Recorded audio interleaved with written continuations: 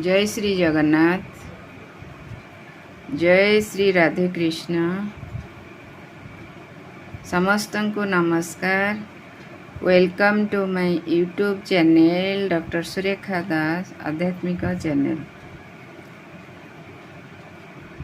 श्रीमद् भगवत गीता विषय रे टिके जानिबा। जेते कहिले तो सरीबनी, तेणु संस्कृत रे लेखा जाइथिबा एही श्रीमद् भगवत गीतार महात्म्य विषय रे टिके शुणिबा किछिटा श्लोक।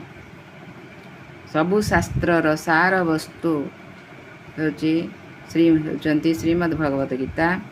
तेणु एहांकर गीता महात्म्य रे किछिटा श्लोक शुणिबा। गीता शास्त्रमिदं पुण्यं यः पठेत् प्रयत्नः पुमान् विष्णोः पदमवाप्नोति भयशोकादिवर्जितः। गीताध्ययनशीलस्य प्राणायामपरस्य च नैव सन्ति हि पापानि पूर्वजन्मकृतानि च। मलनिर्मोचनं पुंसां जलस्नानं दिने दिने।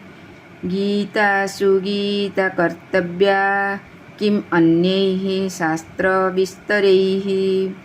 जा स्वयं पद्मनाभस्य मुखपद्माद् विनिसृता।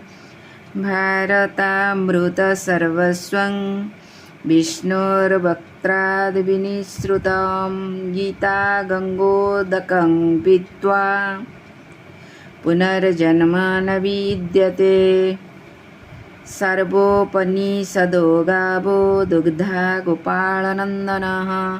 पार्थो वश्च सुधीर्भोक्ता दुग्धं गीतामृतं महत्। एकं शास्त्रं देवकीपुत्रगीतम् एको देवो देवकीपुत्र एव।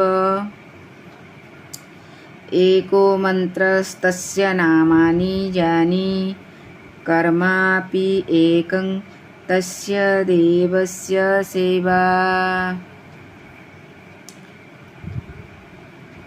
अर्थात यही श्रीमद् भगवत गीता रे ही संसारर सार वस्तु निहित अछि।